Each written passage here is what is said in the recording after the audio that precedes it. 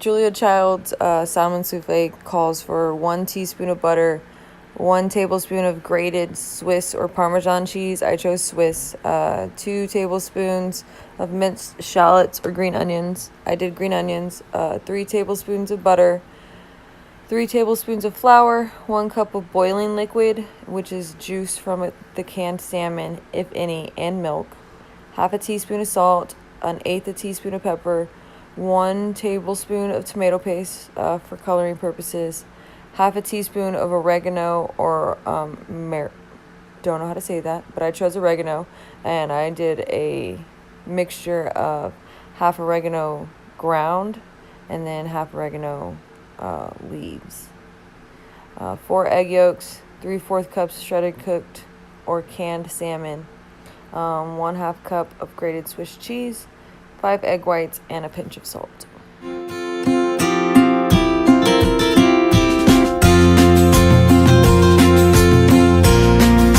Cook the shallots or onions in a saucepan for a moment. Add the flour and cook for 2 minutes.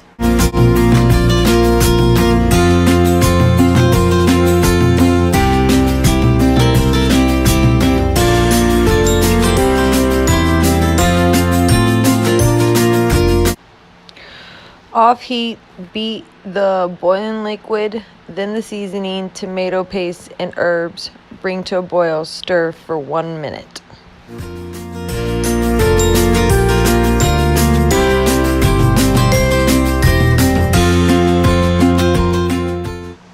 Off heat, beat in the egg yolks 1 by 1, then beat in the salmon and all but a tablespoon of cheese.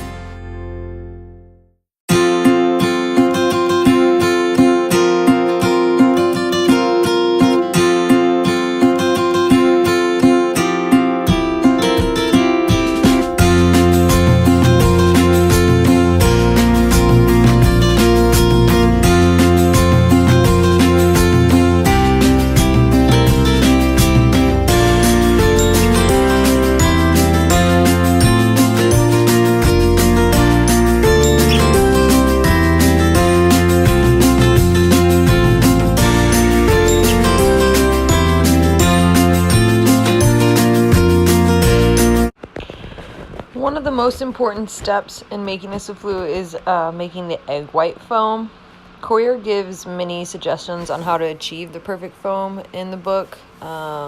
When egg whites are beat, the proteins unwind and pop apart, kind of like you can imagine a balloon, leaving their bonds though exposed on the outside of the balloon, which gives them the opportunity to attach to neighboring proteins, which is what caused the fluff. The perfect foam has peaks that stand up straight and do not fall over. It moves slightly in the bowl due to the unbeaten eggs at the bottom. If it sloshes back and forth too much, you can see throughout the video, then you still have to beat it. But if it just has a little bit of movement, then that's what we're looking for. The salt added is just for flavoring, but makes the foam unstable as well, so it may take a little bit longer for beating. If you do overbeat the whites, they will not move through the bowl very well, and they become lumpy, like it just becomes like a ball, and they don't move very well. And if you do this, it almost guarantees that your souffle will fall. Don't worry, you'll see how easy it is to do that.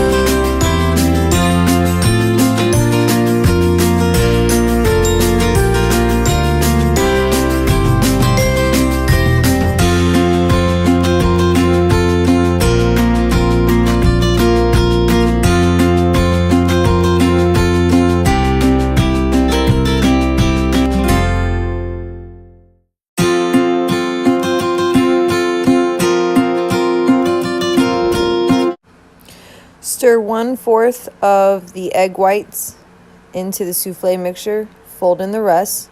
You're gonna then turn it into the prepared mold that was sprinkled with the cheese, and then sprinkle the top with the remaining cheese. You'll set the middle level of the preheated oven, and then you're gonna turn down to 375 and bake for 30 minutes.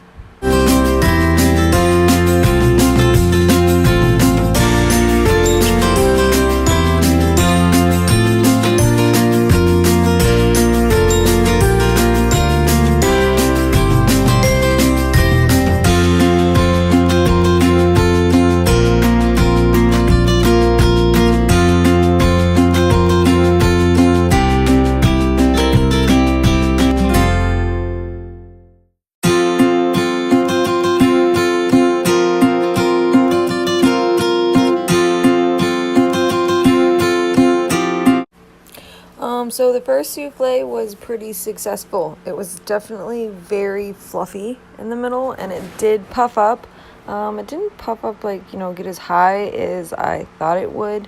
And with any souffle, it is supposed to fall. And it took about, it seemed like, I would say, like 4 minutes for it to actually fall where it was supposed to, like where it was done setting. But overall, it tasted really good, and I don't like eggs, so I didn't eat any of it, but my boyfriend really liked it, so worked out well.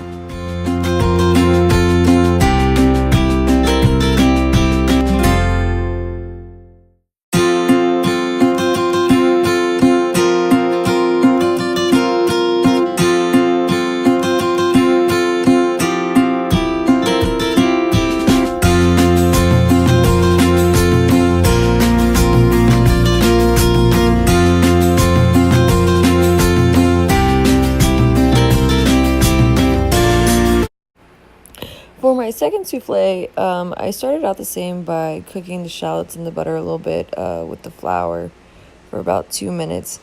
But what I changed was I decided to take back a little bit of my milk to remove some liquid. I took about a quarter cup back of milk that I used in my first one, and I added a whole egg and 3 egg yolks instead of just 4 egg yolks.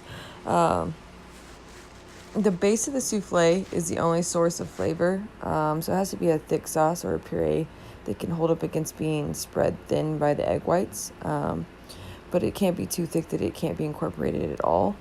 The base also decides the structure of the souffle. The proteins in the base hold the souffle up after the air in the egg whites expand it because of coagulation. The idea of adding a whole egg and 3 yolks isn't, instead of 4, is to add stability to the souffle with the added protein. Also, in my second souffle, during beating the eggs to add the whites, I think I know I beat them too long. On the first one, the eggs moved about freely through the bowl, but I felt like it was a little still very watery when I poured it into the ramekin for cooking. And so for the second one, I wanted to beat them a little bit longer and see if I could get the peaks a little bit bigger.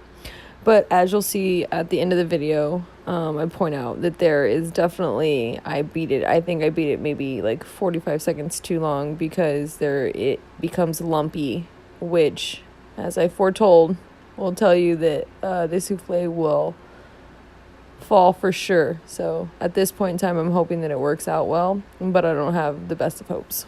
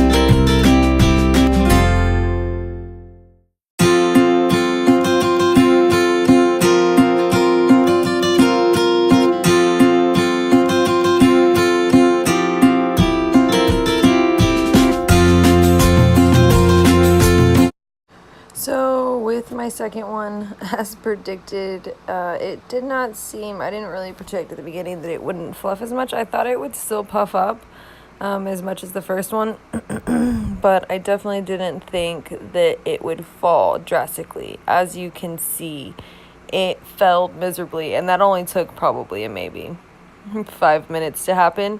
So it wasn't near as successful as the first one. And I think the thing I could have done to maybe fix that is, instead of adding, all 3 yolks and a whole egg, I should have added maybe just 1 whole egg and 1 yolk, and still taking out the 1/4 of milk to add up for the liquid.